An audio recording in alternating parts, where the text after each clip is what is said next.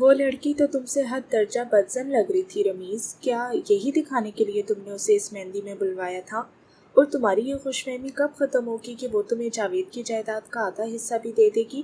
کیا وہ تمہیں بچی لگ رہی تھی؟ کیونکہ مجھے تو وہ ہرگز بھی بچی نہیں لگ رہی۔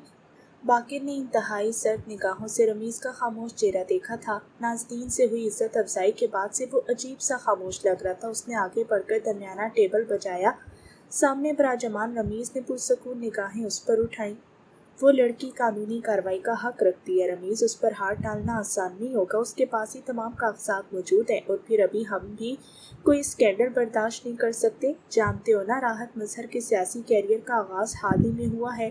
اسے بھینک بھی پڑ گئی نا ہماری اس بے وقوفی کی، تو وہ ہمیں جو فنڈز دینے کا وعدہ کر چکا ہے اس سے فوراً مکر جائے گا۔ پریشانی سے چمکتی پیشانی مسلتا وہ دھیمے لہجے میں بول رہا تھا۔ آس پاس پھیلی تاریکی میں محض ان کے درمیان رکھا میز ہی واضح تھا۔ وہ دونوں اطراف میں لگی کرسیوں پر براجمان تھے۔ میں اسے آخری دفعہ بہت طریقے سے قائل کرنے کی کوشش کروں گا، وہ تب بھی نہیں مانی تو میرے پاس آخری راہ کے علاوہ کوئی راہ نہیں ہوگی۔ اس کی برف سی ٹھنڈی آواز ابھری تھی، آنکھوں سے دہکتے انگاروں کی سی لپیٹیں اٹھ رہی تھی، لیکن لب خاموش تھے، بالکل ایک سیدھی لکیر میں خاموش۔ جو بھی کرنا ہے جلدی کرو، مجھے آگے لوگوں کو جواب دینا ہے۔ ہماری دھیمی رفتار کہیں ہمارے لیے کسی بڑے نقصان کا باعث نہ بن جائے۔ کچھ نہیں ہوگا۔ اندھیرے میں وہ اپنی نشست پر سیدھا ہو بیٹھا تھا، پھر دونوں ہاتھوں کی انگلیاں باہم ملائیں۔ اس کے ملتے ہاتھ ہلکی سی روشنی میں دکھائی دیے تھے۔ تمہارا شاہی آج کل کیا کام کر رہا ہے؟ کچھ خاص نہیں، فی الحال تو انڈر گراؤنڈ ہے۔ اس کے حصے کا کوئی کام نکل کر آئے گا تبھی وہ منظر عام پر دکھائی دیتا ہے۔ کیوں؟ آخر میں باقر ہمدانی چونکا تھا، لیکن رمیز یوں ہی بیٹھا رہا بنا کسی جنبش کے۔ مجھے عنقریب اس کی ضرورت پڑ سکتی ہے۔ جو بھی کرنا چاہتے ہو کر لو، لیکن اس لڑکی سے وہ کاغذات مجھے لا کر دو، اور کوئی ایسی غلطی مت کر بیٹھنا جس کا خمیازہ بھیانک صورتوں میں بھگتنا پڑے، تمہیں بھی اور مجھے بھی۔ وہ آخری بات کر کے اٹھ کھڑا ہوا تھا، پھر سیٹ میں جا کر دروازہ کھلتا باہر کی جانب بڑھ گیا۔ اس کے جاتے ہی رمیز نے ناپسندیدہ نگاہوں سے بند ہوئے دروازے کی جانب دیکھا، پھر بھینچی مٹھی زور سے میز پر ماری۔ 1 2 3۔ اس کا بس نہیں چلتا تھا کہ یہ ٹیبل نازنین کے سر پر توڑ ڈالے۔ اس 2 ٹکے کی لڑکی نے محض چند لمحات میں اسے باقر ہمدانی کے سامنے صفر کر دیا تھا۔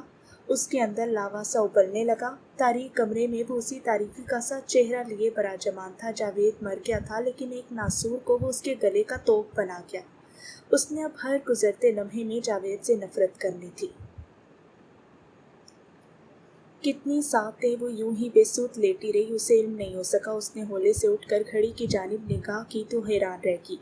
رات کا 1 بج رہا تھا۔ یکایک دروازے پر دستک ہوئی تو وہ چونک گئی۔ اگلے ہی پل اس کے کمرے میں وجدان انتہائی خاموشی سے داخل ہو رہا تھا۔ آہستگی سے داخل ہو کر اس نے دروازے کو بے حد محتاط سے انداز میں پیر سے بند کیا۔ ہاتھ میں کھانے کی ٹرے تھامے ہلکی سی زبان باہر کو محتاط اور پیارا سا وجی رات کے 1 بجے اس کے سامنے کھڑا تھا۔ کیا میں کمرے میں آ جاؤں پھپھو؟ وہیں کھڑے کھڑے معصومیت سے اجازت چاہی تو نازنین گیلی آنکھیں لیے ہنس دی۔ حلق میں گرہیں گہری ہونے لگی تھی، لیکن وہ بمشکل آنسو پرے دھکیلتی ہنستی جا رہی تھی۔ تم کمرے میں آ چکے ہو وجی؟ وہ اسے ہنستا دے کر ہلکا دل لیے پاس چلا آیا تھا، پھر بتیسی کی بھرپور نمائش کرتے ہوئے بیڈ پر بیٹھا سیاہ پرکشش نگاہیں نازنین پر جمائیں۔ مجھے پتہ ہے آپ نے کھانا نہیں کھایا ہوگا، اسی لیے دادی کے سارے قصے کہانیاں سننے کے بعد میں انتہائی جاسوسی انداز میں بنا آواز پیدا کیے آپ کے لیے کھانا نکال لایا ہوں۔ جاسوسی انداز میں کیوں؟ اس نے گیلی آنکھیں خفیف سے انداز میں رگڑ کر اسے دیکھا۔ اگر دادی دیکھ لیتی تو انہیں بتانا پڑتا کہ اس پہر کون کھانا کھا رہا ہے۔ سوچے اگر انہیں بتا دیا جاتا کہ ان کی انتہائی لاڈلی بگڑی ہوئی ضدی اور اڑیل صاحبزادی نے کھانا نہیں کھایا تو وہ کیسا رد عمل دیتی؟ یقیناً آپ تفصیلات سننے میں دلچسپی نہیں رکھتی ہوں گی۔ وہ اس کے ڈرامائی انداز پر ایک بار پھر سے ہنستی تھی۔ وہ صرف اسی کے ساتھ ایسے ہنسا کرتی تھی، اور لوگوں کے لیے اس کا ہنستا مسکراتا ہوا چہرہ دیکھنا ناممکنات میں سے تھا۔ کتنی باتیں آ گئی ہیں تمہیں وجی، کہاں سے لاتے ہو اتنی باتیں؟ کیا مطلب کہاں سے لاتا ہوں؟ آپ کو میرے ذہین ہونے پر شک ہے کیا پھپھو؟ خفا سا ابرو سکیڑ کر پوچھا تھا اس نے۔ نازنین نے بمشکل اپنی مسکراہٹ چھپائی، پھر تپانے والے انداز میں اسے دیکھا۔ تمہاری ذہانت پر شک نہیں، ہاں البتہ تمہارے مجھ سے زیادہ ذہین ہونے پر شک ہے مجھے۔ آپ اور ذہین، بس رہنے دے پھپھو۔ ارے پھپھو سے ایسے بات کرتا ہے کوئی؟ اور بھتیجے سے کیسے بات کرتے ہیں؟ علم ہے آپ کو کچھ؟ میں نے کہا کچھ غلط بولا ہے؟ बेनियाजी से कंधे उचका कर कहा, साथ ही वो उसका लाया खाना भी बहुत रुग़बत से खाने लगी थी। वजदान ने उसे खाना खाते देखा तो सुकून का सांस खारिज किया, फिर मुस्कुराया। कैसे थे वहाँ सब? यकीनन इंतहाई प्लास्टिक होंगे। बिल्कुल, इतने मसनूई अंदाज थे सबके वजी कि मेरा दिल घुटने लगा था। हर बात, हर वज़ह और हर अंदाज इस कदर तयशुदा था कि मुझे उलझन होने लगी थी। किसी ने कुछ कहा तो नहीं आपको? उसने हाथ रोककर चौंकते हुए देखा था उसके जानिब। वो मुतफक्किर सा पूछ रहा था। मासूम से आंखों में फिक्र हलकोरे ले रही थी। नाज़नीन का दिल जाने की अगले ही पल पसीज गया। वो होले से मुस्कुराई। किसी ने कुछ नहीं कहा, सब अच्छा था, ठीक था। उसने सुकून से कहकर आखिरी नवाला लिया और फिर ट्रे समेट कर एक तरफ रख दी। उसने ताया और बाकर हमदानी से हुई गुफ्तगू नामहसूस तरीके से हज़फ करती थी। वो बिला वजह उस पर बोझ नहीं डालना चाहती थी, लेकिन वजदान की तसल्ली नहीं हुई थी शायद। सच बताएं? बिल्कुल सच बता रही हूँ मैं। अब तुम जाकर सो जाओ, क्योंकि सुबह कॉलेज भी जाना है और खाने के लिए बहुत सारा थैंक्स। उसने उसके गाल पर चुटकी काटी थी। वो सुर्ख होकर यहाँ वहाँ देखने लगा तो नाज़नीन हंस पड़ी। वो आज भी उतना ही छोटा सा था। मुझे नींद नहीं आ रही फूफो, क्या मैं आज यहीं सो जाऊं? उसने पूछा तो नाज़नीन ने बाखुशी इस बात में सर हिला दिया। कुछ देर बाद अब वो दोनों कुछ इस तरह लेटे थे कि वजदान ने अपना बिस्तर ज़मीन पर डाला हुआ था और नाज़नीन बेड पर दराज थी। उसके बाल बेड से नीचे झूल रहे थे और वजदान उनसे खेल रहा था। ये उसकी बहुत पुरानी आदत थी, उसके बालों से खेलना। उसे अपनी फूफो के लंबे खूबसूरत बाल बहुत पसंद थे। सो जाओ लड़के, नींद नहीं आ रही। उसकी आवाज़ उभरी। नाज़नीन ने करवट उसकी जानिब ली। क्यों नींद नहीं आ रही? मुझे कहानी सुननी है। एक पल को उसे लगा गोया वो 18 नहीं 8 साल का वजदान हो। वही जिसे कहानी सुने बगैर नींद नहीं आया करती थी। वही जो दादी की कहानियों के बावजूद भी आधी रात को अपना बिस्तर समेटे उसके कमरे में आ थमकता था। क्योंकि बकौल उसके दादी की कहानियाँ बहुत बोर थी। फूफो की कहानियाँ का चाम ही अलग था। बड़े हो जाओ अब प्लीज़, बस एक कहानी, छोटी सी। नाज़नीन ने उसके इस रात पर गहरा सांस लिया, फिर सीधी होगी, छत को तकने लगी। एक कहानी ने बहुत चुपके से उसकी यादों का अहाता किया था। खिड़की के रास्ते कमरे में गिरती चांदी में उसकी बहुत उदासी आवाज़ उभरी। वो एक बहुत थका मांदा सा आदमी था वजदान। वो जिंदगी से थक गया था। उसके सर पर कामों का अंबार था। वो हर दिन इतने काम समेटता था, लेकिन फिर भी कुछ न कुछ रह ही जाता।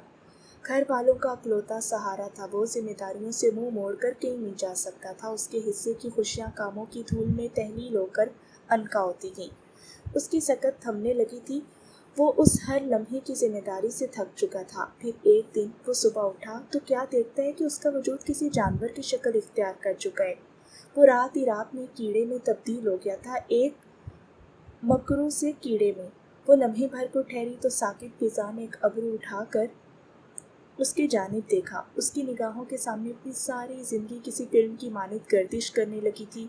वो डर कर अपने कमरे से भाग रही थी। वो बाबा के सामने गिरी रो रही थी। वो अब खानदान भर की चुभती हुई निगाहों का मरकज थी। उसे ज़हनी मरीज करार दिया जा रहा था।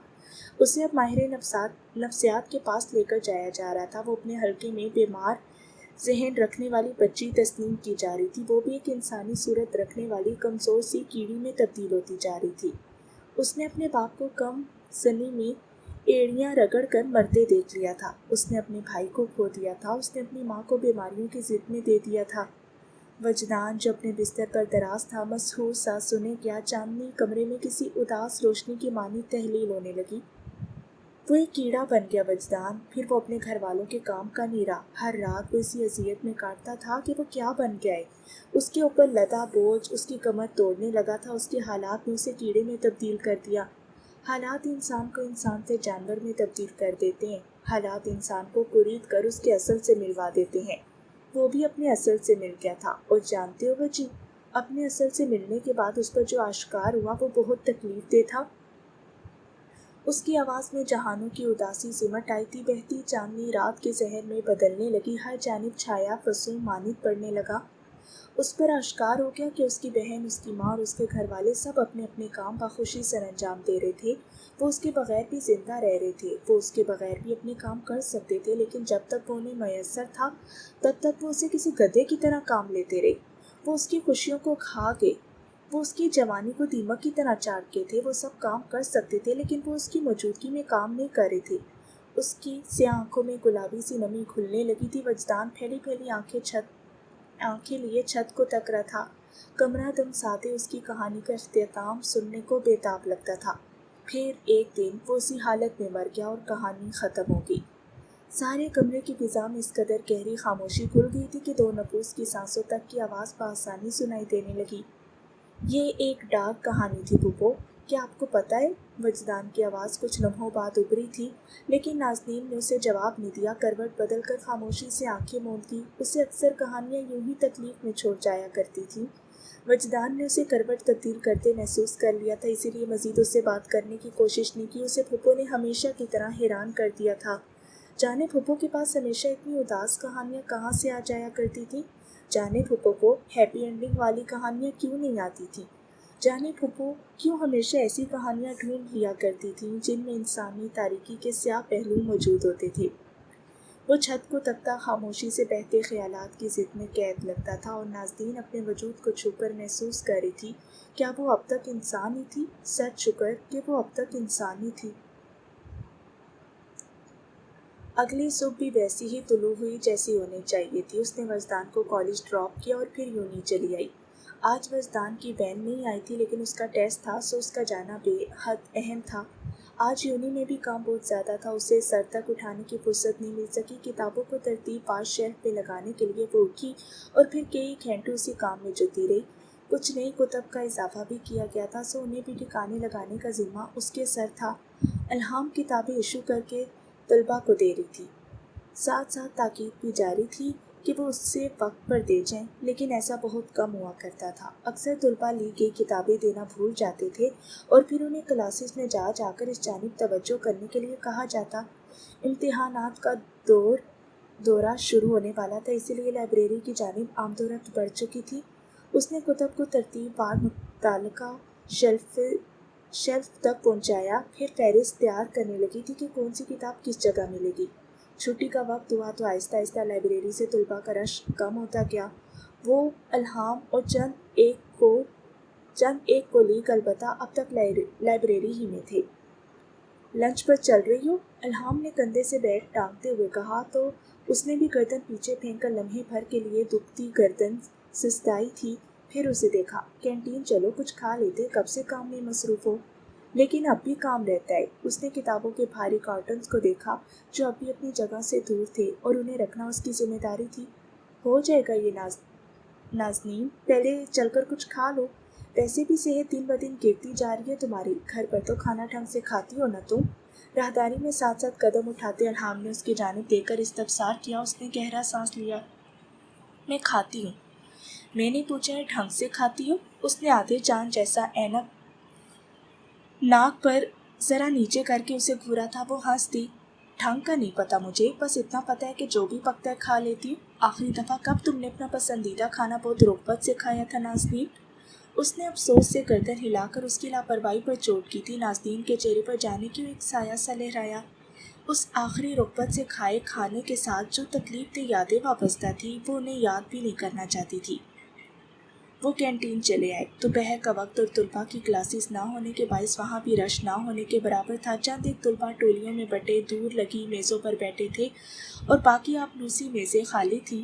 الہام اور وہ شیشے کے ساتھ لگی میز کی جانب بڑھ آئی، اپنے لیے پینا کولاڈا اور نازنین کے لیے فرائز کا آرڈر دے کر وہ اب کی پوری توجہ سے اس کی جانب گھومی۔ اب بتاؤ مجھے کیا چل رہا ہے تمہارے اس دماغ میں؟ اس کے پوچھنے پر وہ چونکی تھی، پھر سیالٹ کو کان کے پیچھے عرصہ اور دور تک پھیلے سبزہ زار پر بہتی نرم ہوا کو دیکھے گئی۔ الہام نے اسے ہر جانب سے گھیر لیا تھا، اب اس کا رخ کسی اور جانب موڑنا ناممکن تھا، اسی لیے اس نے بتا دینا ہی درست سمجھا۔ امی کو ڈائلیسس پر آنا پڑ گیا ہے، یہ تو جانتی ہو نا تم، لیکن میری تنخواہ اتنی نہیں ہوتی کہ میں ہر مہینے کے لیے بآسانی ان کے میڈیکل اخراجات پورے کر سکوں۔ وجدان کی پڑھائی اور پھر گھر کے خرچوں کو چلانا کٹھن لگ رہا ہے مجھے۔ اس کی بات سن کر وہ چند لمحے بالکل چپ سی ہو اسے دیکھتی رہی۔ پھر کیا سوچ رہی ہو تم؟ کس طرح پورے کرنے ہیں تمام اخراجات؟ ایسے کرو مجھ سے ادھار۔ اس کا کوئی فائدہ نہیں ہے الہام، اس نے درمیان میں اس کی بات کاٹ دی۔ میں کب تک تم سے ادھار لیتی رہوں گی؟ ادھار لینا اس مسئلے کا حل نہیں ہے، مجھے کچھ اور سوچنا ہوگا۔ پھر کیا کر سکتی ہو تم اس کے علاوہ؟ وہ فکر مندی سے انگلیوں کو باہم پھنساتی آگے ہو بیٹھی۔ ظفر نے اسی وقت ان کے درمیان ہائی ٹیبل پر آرڈر لا کر رکھا تھا۔ ٹھنڈا پینا کولاڈا الہام کے لیے اور خستہ زرد سے فرائض نازنین کے لیے۔ سوچ رہی ہوں کسی انسٹیٹیوٹ میں پارٹ ٹائم جاب کر لوں۔ ایک چپس منہ میں رکھتے ہوئے اس نے کہا تو الہام نے بھی سر ہلایا۔ یہ ٹھیک رہے گا، لیکن ادھر بھی سارا دن کام کرتی ہو، قریباً 3 بجے گھر کے لیے نکلتے ہیں ہم یہاں سے، پھر ایک اور کام کے ساتھ تم سب کچھ لے کر چل سکو گی۔ اپنی صحت کا بھی خیال رکھو نازنین۔ اس نے اسے سمجھانا چاہا، لیکن وہ جانتی تھی کہ اس راستے کے علاوہ وہ کوئی اور راستہ نہیں تلاش سکتی تھی۔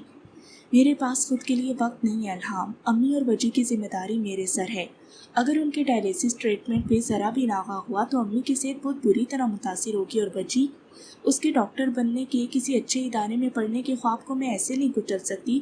مجھے کام کرنا ہوگا اور بہت کرنا ہوگا۔ لیکن نازنین، تم خود کو بھی تو دیکھو، تم اکیلی جان کیا کیا کر سکتی ہو۔ اس کی پیشانی پر فکر چمک رہی تھی۔ مقابل بیٹھی لڑکی تھکا تھکا سا مسکرائی تھی۔ اپنوں کے لیے سب کچھ کرنا پڑتا ہے۔ اگر میں نے انہیں اس قسم کے اوقات کی ضد میں دے دیا تو ان کی پریشانیاں اپنے سر لیتے مجھے بارے گراں کا مظاہرہ نہیں کرنا چاہیے، یہ مجھے ہی کرنا ہوگا۔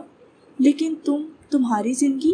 اس کی اینک کے پاس چمکتی آنکھیں سنجیدہ تھی اور چہرہ متفکر لگتا تھا۔ نازنین اس کی بہت اچھی دوست تھی، وہ اس کے لیے پریشان ہو گئی تھی۔ میری زندگی؟ وہ چند پل باسی پڑتے فرائض کو دیکھے گی۔ وہ اپنے عین وقت پر درمیان سے زرد اور کناروں سے خستہ لگتے تھے، لیکن جو ہی ارد گرد کی ہوا کا سامنا کرنا پڑا وہ باسی ہونے لگے۔ جو بھی شے اپنے مقررہ مدار سے ہٹ جائے وہ یوں ہی باسی، بے رونق اور بے ذائقہ ہو جایا کرتی ہے۔ میری زندگی کچھ نہیں ہے، مجھے امی اور وجدان کے لیے زندگی گزارنی ہے۔ تم یہ غلط کر رہی ہو۔ مانا کہ ان کا حق تم پر ہے، لیکن ایسا نہیں کہ تمہارا حق تم پر ختم ہو چکا ہے۔ میں اپنی خوشی سے یہ سب کر رہی ہوں الہام۔ اس کی آواز مدھم تھی، لیکن پھر بھی الہام کی سماعت نے اسے جا لیا۔ وہ اس کے جواب پر گہرا سانس بھر کر رہ گئی تھی۔ خوشی اور مجبوری میں فرق ہوتا ہے، اور اپنے ساتھ زیادتی کرنے میں اس سے بھی بڑا فرق ہوتا ہے۔ تم اب تک خود کو معتل الزام ٹھہراتی ہو، ایسا نہیں ہے۔ ایسا ہی ہے، تم اب بھی پچھلے ایام کی ضد میں ہو۔ تم اب بھی خود کو الزام دے رہی ہو کہ اگر تم امی، ابو یا پھر وجدان کی زندگی میں نہ ہوتی تو وہ ایک بہتر جگہ، بہترین زندگی سے ہمکنار ہوتے۔ لیکن ایسا نہیں ہے نازنین، تم اس سب میں وکٹم ہو، نہ کہ ملزم۔ آس پاس کھلی فضا میں سانس لینا دھوبر ہونے لگا تھا۔ اس نے بمشکل حلق میں جمع ہوتے گرہیں نکلی اور الہام کی جانب دیکھا۔ اس کی آنکھوں میں پانی نہیں تیر رہا تھا، وہ آنکھیں خشک تھیں۔ میں وکٹم ہوں، ملزم ہوں یا پھر کرسٹ ہوں، اس سب بحث میں مجھے نہیں پڑنا۔ میں بس اتنا جانتی ہوں کہ اگر میں کسی واقعے یا پھر حادثے کی وجہ بنی ہوں تو مجھے بہت طریقے اور سبھاؤ سے اس کی ذمہ داری قبول کرنی چاہیے۔ میں امی اور وجدان کی حالت کی ذمہ دار ہوں الہام، اس حقیقت کو تم نہیں جھٹلا سکتی، اور اس حقیقت کو قبول کرنے کے بعد میرے پاس کوئی جواز باقی نہیں رہ جاتا اپنی زندگی اپنے لیے جینے کا۔ اس کا سنجیدہ سا انداز پلٹ آیا تھا۔ کچھ لمحوں پہلے کی کمزوری عنقا ہوگی، اپنی ذات سے سرزد ہوئی کوتاہیوں پر وہ یوں ہی اکثر سرد مہر سی ہو جایا کرتی تھی۔ الہام نے اس کا ایسا انداز دیکھا تو مزید اس موضوع پر بات کرنا درست نہیں سمجھا۔ اچھا، پھر کچھ نظر میں ہے کہ کہاں جاب کرنی ہے؟ کوئی ادارہ یا پھر ٹیوشن سینٹر وغیرہ؟ سوچ رہی ہوں سر آفتاب کی آفر دیکھ لوں، انہوں نے مجھے شام میں کلاسز لینے کا کہا تھا لٹریچر کی، اگر معقول معاوضہ ہوا تو پھر دیر نہیں کروں گی۔ الہام نے بھی اس بات میں سر ہلا کر تائید کی۔ وہ دونوں پھر آپس میں باتیں کرتی رہیں اور کچھ دیر بعد وہاں سے اٹھائیں۔ انصاری ہاؤس کی چہل پہل اور اوپر جانب پھیلی مہم سرگوشیاں اس بات پر شاہد تھی کہ گھر کے مکینوں کے علاوہ مہمان بھی قلیل مدت کے لیے اس گھر کا حصہ تھے۔ ابیہا دن چڑھے اٹھی تھی، بالوں کا گول مول سا جوڑا باندھے، ہاتھ کی پشت سے جمائی روکتے وہ شائستہ کے کمرے کی جانب بڑھی تھی۔ ہلکے نیلے رنگ کے نائٹ سوٹ میں اب تک ملبوس تھی۔ اس نے دروازہ تک کٹکھٹانے کی زحمت نہیں کی تھی، سیدھی ہی اندر چلے آئی اور آ کر دھم سے بیڈ پر گر سی گئی۔ شائستہ جو کمرے کے اندر ہی بنے ڈریسنگ روم میں کھڑی وارڈروب کا دروازہ بند کر رہی تھی، اس آواز پر چونک کر پلٹی۔ وہ نفیس سا لباس زیب تن کیے نقصک سے تیار لگ رہی تھی۔ پھر اسے بیڈ پر دراز دے کر سر نفی میں ہلاتی پاس چلی آئی، مسکرا کر آپی کو دیکھا۔ اٹھ گئی جناب؟ نینا مجھ سے پوچھ رہی تھی کہ تمہیں اٹھاؤں یا نہیں، پھر میں نے انکار کر دیا۔ اچھا ہوا فریش ہو کر اٹھی ہو۔ بالکل۔ انہوں نے اس کے ساتھ بیٹھتے ہوئے اس کی پیشانی پر اپنے لب رکھے تھے۔ وہ بیزار تھی، بیزار ہی رہی۔ اس کے بگڑے بگڑے سے تاثرات شائستہ کو کچھ اور ہی کہانی سنانے لگے تھے۔ کیا خاک نیند آئی ہے مجھے؟ اس نے کہہ کر سر جھٹکا تو وہ چونکی، پھر ابرو نہ سمجھی سے سکیڑ کر اسے دیکھا۔ کیوں گئی؟ اتنی دیر تو سوتی رہی ہو۔ مجھے بس ایک بات پوچھنی ہے ماما کہ وہ عورت ہمارے گھر کے انتہائی ذاتی فنکشن میں کس خوشی میں نمودار ہوئی تھی؟ اسے دعوت دی کس نے تھی؟ اور وہ بھوکے غریب لوگ، وہ جنہیں ہم نے سالہ سال منہ نہیں لگایا، لیکن جو ہی پلٹ کر غلطی سے دعوت کیا تھی وہ تو تیار ہی بیٹھے تھے، فوراً سے پہنچ گئے۔ شائستہ اب تک اسے کم فہمی سے تک رہی تھی، انہیں اندازہ نہیں ہو سکا کہ وہ کس کے متعلق بات کر رہی ہے۔ کیا مطلب آبی، کس کی بات کر رہی ہو بیٹے؟ اور ابیحا نے انہیں خون خوار نگاہوں سے دیکھا تھا، تیوری چڑھا کر بہت بدتمیزی سے، اس طرح جیسے والدین کو کبھی نہیں دیکھنا چاہیے۔ ماما فار گاڈ سیک یار، اتنی معصوم نہ بنے، آپ جانتی ہیں کہ میں کن کی بات کر رہی ہوں؟ وہ نازنین، وہ کیا کر رہی تھی کل کے فنکشن میں؟ اور اب کہ شائستہ نے گہرا سانس لیا، پھر اسے دیکھا۔ بیٹا، کچھ وجوہات ہوتی ہیں جن کی وجہ سے ہمیں سب کو ساتھ لے کر چلنا پڑتا ہے، تمہارے ڈیڈ کی بھی کچھ مجبوریاں تھیں، اور ان کی ایسی کیا مجبوری آڑے آ گئی تھی کہ صدیوں پرانی رشتہ داری کو یوں منظر عام پر لانا پڑا؟ پہلے تو کبھی کوئی نام تک لینا پسند نہیں کرتا تھا اس گھر میں ان کا۔ پہلے کی بات اور تھی، وقت بدلتا ہے تو مفاد اور اغراض میں تغیرات واقع ہو جاتے ہیں، اور ایک کاروباری شخص کے لیے تو مفاد کا پیمانہ اتنی ہی تیزی سے بدلتا ہے جتنی تیزی سے اس دنیا میں سانس لیتی زندگی بدلتی ہے۔ کاروباری لوگوں کے لیے محض تبدیلی کے ساتھ ایڈجسٹ کرنا اہم ہوتا ہے بیٹا۔ اگر وہ اس سب میں اپنے جذبات کو جگہ دیں گے تو بزنس کبھی بھی ترقی نہیں کر سکتا، اور بس پھر بزنس ہی ترقی کرتا ہے ماما۔ گھر میں پلتے انسانوں کی زندگی ایک ہی نقطے پر ساکت رہ جاتی ہے۔ ڈیڈ اس ترقی کے لیے کوئی پیش قدمی کیوں نہیں کیا کرتے؟ اس نے بلا شبہ بہت کڑا طنز کیا تھا۔ لمحے بھر کو شائستہ نے اس سے نگاہیں چرائی تھی، پھر سلجھو سے انداز میں مسکرا کر اس کے رخسار کو چھوا۔ ہوا کیا ہے؟ تم کب سے متاثر ہونے لگی لوگوں کی موجودگی سے؟ جس آبی کو میں جانتی ہوں وہ تو لوگوں کو ایسے نظر انداز کرتی ہے جیسے وہ زندہ ہی نہ ہو، اور اب ایسا کیا ہو گیا کہ اس قدر غصہ آ رہا ہے؟ ان کی بات پر وہ یکدم سیدھی ہو بیٹھی تھی، پھر بے چینی سے لب کاٹنے لگی۔ وہ ایسے بہت کم نروس ہوا کرتی تھی۔ ماما، میں حرم کو پسند کرتی ہوں، آئی لائک ہم۔ ایک پل کو تو مقابل براجمان خاتون نے ابرو حیرت سے اٹھا کر اسے دیکھا۔ وہ اس سے ایسی کسی بات کی توقع نہیں کر رہی تھی، پھر وہ مسکرا دی جیسے اس کے طرف سے خوشگوار سی حیرت نے ان کا احاطہ کیا ہو۔ ریئلی؟ ان کے استفسار پر وہ جلدی سے سر ہلا کر مسکرانے لگی تھی۔ وجود میں پھیلی تلخی لمحوں ہی میں زائل ہو گئی تھی، یوں گویا کڑوی سی زندگی میں کوئی میٹھا سا عطر گھول دیا گیا ہو۔ کب سے؟ بتایا کیوں نہیں مجھے؟ آپ اس سب کو چھوڑیں ماما، یہ میں آپ کو بعد میں بتا دوں گی۔ مسئلہ یہ ہے کہ حرم کو میں نے نازنین میں دلچسپی لیتے دیکھا ہے۔ وہ اسے جانتا تک نہیں آبی بیٹا، وہ اس میں کیسے دلچسپی لے سکتا ہے؟ اور نازنین اس سے بڑی ہے، وہ 2 سال بڑی ہے وہ اس سے۔ لیکن ان کی تعویل پر اس کا دل صبر نہیں ہو رہا تھا۔ اس نے حرم کی محسوس اور صراحی نگاہ دیکھی تھی۔ وہ نازنین کو اگر پسند نہ بھی کرتا تو آگے امکان یہی تھے کہ وہ اسے پسند کرنے لگے گا، اور اسے اسی ایک امکان نے خوفزدہ کر دیا تھا۔ ماما، مجھے کچھ نہیں پتا، آپ اس نازنین کا داخلہ ہمارے گھر میں بند کروائیں، میں اس کی جانب سے انسیکیور ہو رہی ہوں۔ لیکن شائستہ نے انتہائی سکون سے آگے بڑھ کر اس کے ہاتھ پر اپنا ہاتھ رکھا تھا، پھر اپنی شاطر چمکتی آنکھیں اس کے چہرے پر جمائی، لبوں کی تراش میں پراسرار سا تبسم کھلا تھا۔ وہ انہیں نہ سمجھی سے دیکھنے لگی۔ میں نے کچھ پلان کیا ہے ابھی، کچھ بہت مزے کا، تم بس تھوڑا سا انتظار کرو، تحمل سے کام لو۔ میں اسے زندگی کا وہ سبق آموز سا راستہ ازبر کرواؤں گی کہ وہ کبھی اس گھر میں قدم رکھنے کا سوچے گی بھی نہیں۔ کیا مطلب؟ کیا پلان ہے؟ اور میرے بغیر کیسے پلان کر لیا آپ نے ماما؟ وہ ان پر خفا ہوئی تھی۔ شائستہ مسکرا کر سیدھی ہو بیٹھی، یوں ہی کان میں لٹکتے نازک سے آویزے پر انکشتے شہادت پھیری آنکھوں کی الوہی چمک ابیحا سے چھپی نہیں رہ سکی۔ جانتی ہو کمزور عورت کون ہوتی ہے آبی؟ وہ سنگار آئینے میں نظر آتے اپنے تر و تازہ سے سرابے کو تکتے ہوئے بہت جاذبیت سے بولی تھی، وہ جو بے وقوف ہو۔ اس کے جواب پر انہوں نے ہولے سے گردن ہلائی، مسکراہٹ اب تک لبوں پر رقصہ تھی، وہ جو عقل مند ہو۔ ان کے جواب پر وہ حیران ہوئی تھی۔ عقل مند عورت کمزور کیسے ہو سکتی ہے ماما؟ کس طرح کے منطق ہے یہ؟ ہوتی ہے بیٹے، عقل مند عورت بہت کمزور ہوتی ہے، ویسے ہی جیسے ذہین لوگ اکثر ڈپریشن اور گھٹن کا شکار رہتے ہیں۔ لمحے بھر کے توقف کے بعد وہ بولی تو آواز سرد محسوس ہوتی تھی۔ نازنین عقل مند ہے، وہ جتنی عقل رکھتی ہے اس سے کئی زیادہ اپنی ذات کے اندر دکھوں کو جگہ دے سکتی ہے، کیونکہ عقل انسان کو جمع تفریق کر کے دیتی ہے، صحیح اور غلط کی، صاف اور میلے کی۔ وہ خوفزدہ رہتی اپنی عزت سے، سیند کر رکھی جوانی سے، اپنی قربانیوں کے ضائع ہو جانے سے۔ ایسی عورت کمزور ہوتی ہے بہت، اور ہم اسے اس کی کمزوری سے ہی قابو کر سکتے، ہم اسے اس کی طاقت سے نہیں پکڑ سکتے۔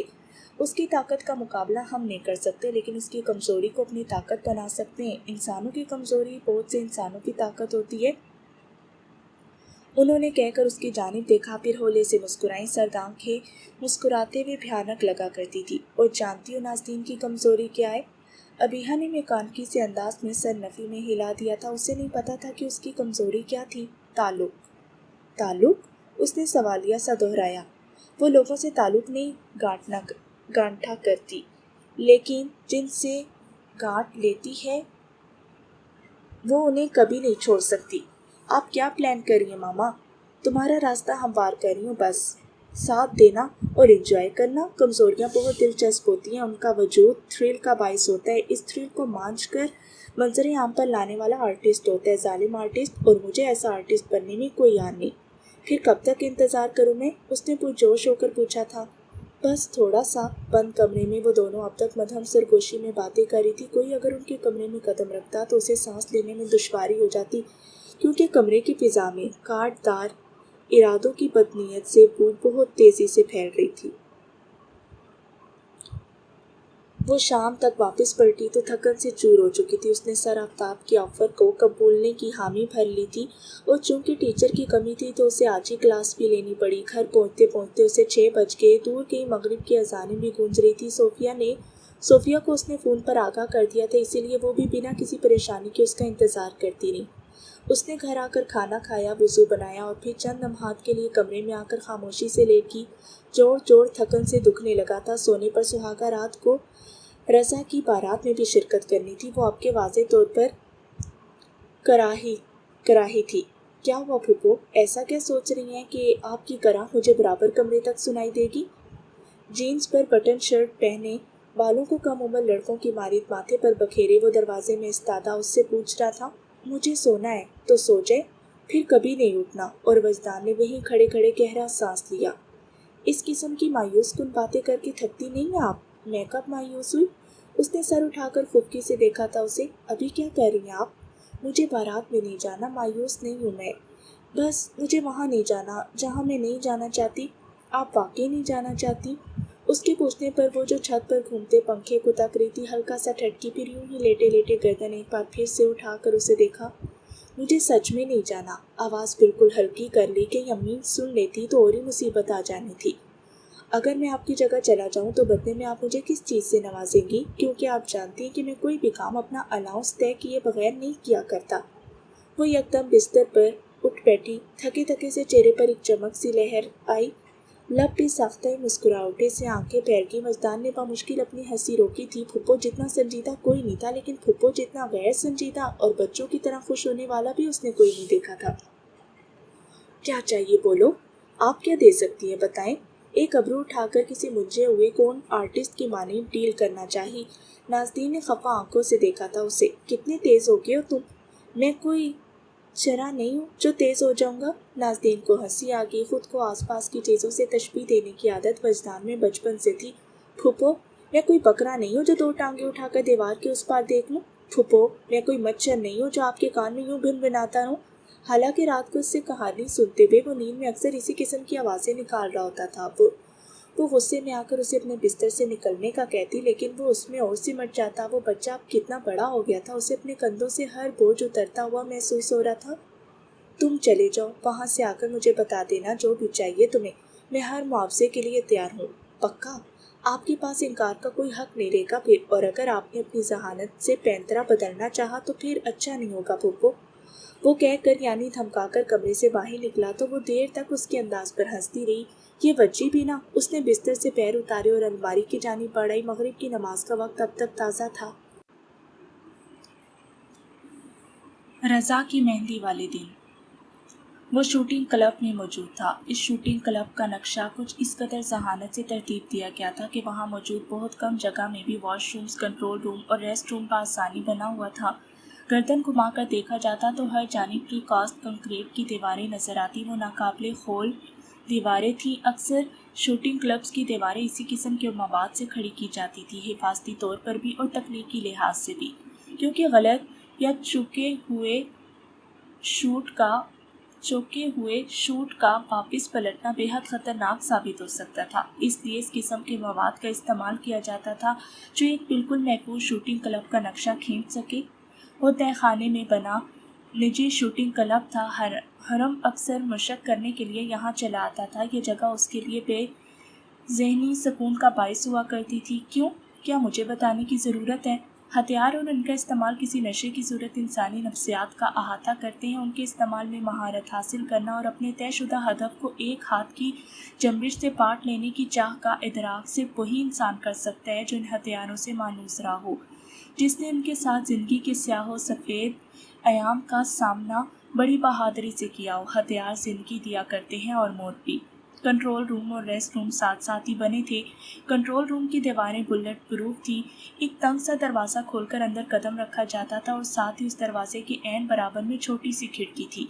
रेस्ट रूम बिल्कुल एक तरफ बनाया गया था और वॉशरूम सबकी तरफ को थे। यहाँ से देखना मुमकिन नहीं था। उसके लिए दाखिली दरवाजे के साथ से निकलती दूसरी राहदारी से होकर गुजरना पड़ता था। कंट्रोल रूम के ऐन सामने शूटिंग लेंस एक कतार में बनाए गए थे। इन जगहों पर शूटर्स खड़े होकर निशाना लिया करते और सामने मौजूद टारगेट ही उनका निशाना हुआ करता था। टारगेट लेंस से एक तयशुदा फासले पर थे जहां से शूटिंग रेंज बराबर आती और हथियार की सलाहियत के मुताबिक शूटर बआसानी अहदाफ तय कर सकता। वो भी उन लेंस में से एक के सामने खड़ा था, आंखों पर हिफाजती चश्मा लगाए, दायां हाथ मजबूती से लंबा किए, पूरी निगाहों को संजीदगी से सामने झूलते टारगेट पर मरकूज किए। वो एक डिस्पोजेबल कागज का टारगेट था जिस पर इंसानी जिस्म का नक्शा बना हुआ था। इस नक्शे में कई दायरे खींचे गए थे। हर दायरे की अपनी अहमियत थी, लेकिन सबसे अहम और बासलाहियत शूटर वही गर्दाना जाता जो छोटे दायरे के ऐन बीच में बिना चूके निशाना ले सके। उसने भी अंगश्ते शहादत से ट्रैकर को छुआ ही था कि उसका फ़ोन बज उठा। कान में लगे नाजुक आले को दबाकर उसने मतवक्के कॉल रिसीव की। बोलो।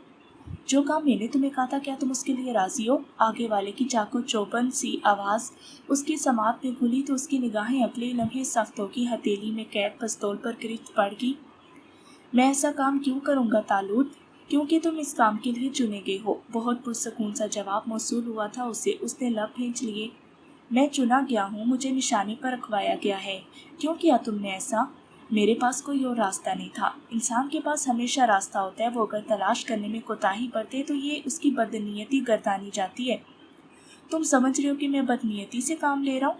इस जानिब से गूंजती आवाज़ में तैश उभरा था। उसने गहरा सांस लिया और फिर एकदम ट्रैकर दबा दिया। चौथा दायरा। उसका निशाना चौथे दायरे पर लगा था। चौथा दायरा? क्या मैं दुरुस्त अंदाज़ा लगा रहा हूँ? उसने शायद फायर की आवाज़ सुन ली थी और जिस तरह वो फातिहाना से अंदाज में बगैर देखे उसे उसका निशाना बता रहा था, वो तो बहुत ही महसूस कुल लम्हा था। लेकिन हरम हैरान नहीं हुआ था। ज़हनी इंतशार का शिकार हो तो मुरीदी, बकवास बंद करो अपनी। उसने एक बार फिर से निशाना लेकर फायर किया और इस बार वो अपने हदफ के करीब हो गया। उसका फायर ऐन तीसरे दायरे के वस्त में जा लगा था। क्यों मुंतखब किया मुझे तुमने? तुम जितना बासलाहियत कोई दूसरा नहीं। ये काम जिम्मेदारी और बारीक बीनी का है। मैं किसी ट्रेनी को नहीं दे सकता।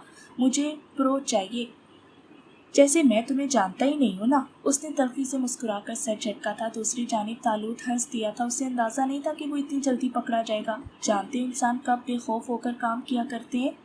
बिल्कुल जब वो खौफ के एक गहरे समंदर को पाट कर आए हों। उसने ट्रैकर दबाया और निशाना दूसरे दायरे के वस्त में जा लगा। उसका ज़हनी इंतशार अब के सिमट रहा था। निशाने दुरुस्त हो रहे थे। हाथ में थामे हथियार ने अबरू उठाकर फ़ख्र से उसे देखा। हम जज्बाती तौर पर जिन वाक़यात इंसानों या फिर जगहों से वाबस्ता होते हैं नौरीबी, हम महज उन्हें ही अपनी हयात की तमाम तर ताकतें लगाकर बचाने की जुर्रत कर सकते हैं। इमोशनल अटैचमेंट बहुत ताकतवर होती है। समंदर में खड़ी जालिम चट्टानों तक को हिला देती है। उसका ट्रैकर को दबाता हाथ लम्हे भर के लिए साकित हो गया। अबरू हैरत से ऊपर को उठे थे और आंखों की पुतलियां एक ही नुक्ते पर ठहर गईं। क्या कहना चाहते हो सीधी तरह को?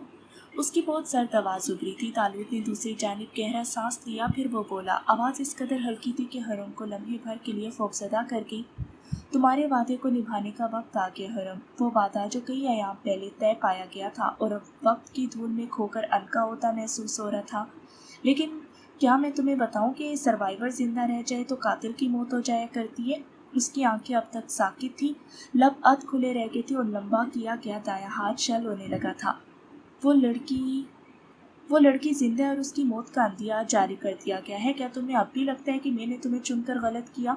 अगर तुम्हें ऐसा लगता है तो तुम इस केस से हाथ हटा लो। मुझे मजबूरन मारत से बात, मैं तैयार हूँ। अगले ही लम्हे उसकी बेतासुर सी आवाज़ उभरी थी। माथे पर गिरे गहरे रंग کے بالوں سے جا ملے۔ ابرو اپنی جگہ واپس آگے حیرت تھم کی حقیقت پلٹ آئی۔ شوٹرز کو اتنی حیرت ہوا کرتی تھی، بس کیا تم میرے مطالبے کی توقع کر رہے تھے؟ اس کے ٹھنڈے رد عمل کر یقیناً دوسری جانب موجود شخص متعجب ہوا۔ اس کے لبوں کی تراش میں بہت ہلکا سا تبسم اترا۔ بری پرکشش آنکھیں اس آخری دائرے پر جم سی گئیں۔ نہیں، شاید ہاں۔ نہیں بدلے تم آج بھی ویسے ہی ہو جیسے کئی سال پہلے تھے۔ تالوت محظوظ سا ہنس رہا تھا۔ اس نے ٹریگر دبایا اور اب کی شوٹ عین تنگ سے دائرے کے وسط میں سوراخ کر گیا۔ پستول کی ناک سے لمحے بھر کو ہلکا سا دھواں اٹھ کر فضا ہی میں تحلیل ہو گیا تھا۔ اس نے ہاتھ نیچے کر لیا۔ بے تاثر آنکھیں اب تک اس دائرے پر جمی تھیں۔ وہ پہلا دن تھا جب اس نے نازنین کا پیچھا کیا تھا، کیونکہ اس کے مرتے ہوئے بھائی نے اپنے خون آلود ہاتھوں سے اس کے ہاتھ تھام رکھے تھے۔ وہ مرتا ہوا شخص کہیں آج بھی اس کے آس پاس زندہ تھا۔ اس نے اپنی بہن کی حفاظت کے لیے اس سے مرتے ہوئے آخری دفعہ بھیک مانگی تھی۔ وہ اس وقت محض 20 سال کا تھا۔ اس کے کمسن ہاتھوں نے اس خون آلود شخص کے ہاتھ بہت مضبوطی سے تھام رکھے تھے۔ اسے لگا تھا کہ شاید اس کے مضبوطی سے پکڑے رہنے پر وہ بچ جائے گا، لیکن وہ نہیں بچا۔ وہ مر گیا تھا، وہ اس رات ہی ختم ہو گیا تھا، لیکن پھر وہ کبھی اس کے دماغ سے نہیں نکل سکا۔ اس نے اپنی زندگی کا ہر لمحہ اس وعدے کی تعبیر سے خوفزدہ ہو کر گزارا تھا۔ اسے لگا یہ سب وہم ہوگا۔ ایسے کیسے ہو سکتا ہے کہ کسی کو محض وہ ایک گھرانہ یاد رہ جائے، لیکن وہ غلط تھا۔ تعلق ٹھیک ہی کہتا تھا۔ شاید قاتل اپنے سروائیورز کو نہیں بھولا کرتے، وہ اپنی ذات کو بھلا سکتے ہیں لیکن اپنے کام میں موجود کسی جھول کو برداشت نہیں کر سکتے، اور بلا شبہ نازنین اس کام میں سب سے بڑا جھول تھی۔ وہ پہلا دن تھا جب وہ اس لڑکی کے پیچھے گیا تھا۔ وہ کس یونیورسٹی میں ملازمت کیا کرتی تھی، اس کے تعلقات کیسے تھے، اس کے اطوار، عادات، معاملات کو حل کرنے کی صلاحیت، روٹین۔ اسے حفظ ما تقدم کے طور پر ان سب کے نکات کو حفظ کرنا تھا۔ اس نے سارنگ سے کہہ کر بنیادی معلومات نکلوائیں اور پھر وہ گھر تک اس کا پیچھا کرتا رہا۔ وہ اس سے ایک خاص فاصلے پر تھا۔ اس کی گاڑی کے پیچھے وہ کسی کالج کے سامنے اتری تو حرم بھی محتاط سا اتر آیا۔ وہ محتاط تھا۔ اس دنیا میں کون سا انسان کس حقیقت کے ساتھ جی رہا ہے، کوئی ادراک نہیں کر سکتا۔ اسے اس لڑکی کو محض شک کی نگاہ سے دیکھنا تھا، تنقیدی نگاہ سے، تاکہ وہ اسی حساب سے اپنا اور اس کا تعلق استوار کر سکے۔ وہ نرم ہوگی تو اسے سخت رہنا پڑے گا، وہ سخت ہوگی تو وہ نرم ہو جائے گا۔ دو مخالف سرے ایک دوسرے کو اپنی جانب کھینچا کرتے ہیں۔ انسانوں کے ساتھ بھی یہی معاملہ درکار تھا۔ وہ بھی اس کے پیچھے ہی تھا، خاموشی سے اس پر نظر رکھے ہوئے، لیکن اس لڑکی نے یکلختی چہرہ پھیر کر دیکھا۔ شاید وہ محسوس کر چکی تھی کہ کوئی اسے دیکھ رہا ہے، کسی نے اس پر چیک رکھا ہوا ہے۔ اس نے فوراً سے اپنا سراپا کالج کے قدامت سے گیٹ کی اوٹ میں کر لیا۔ وہ اتنی بھی بے خبر نہیں تھی جتنا وہ اسے گردان رہا تھا۔ اس کی حساسیت بلا شبہ حرم کے لیے مسئلہ کھڑا کر سکتی تھی۔ اگلے ہی پل وہ اپنی کار کی جانب آیا اور نشست پر پیچھے ہو بیٹھا۔ اسے اپنی آنکھیں کھلی رکھنی تھی اور چوکنا رہنا تھا۔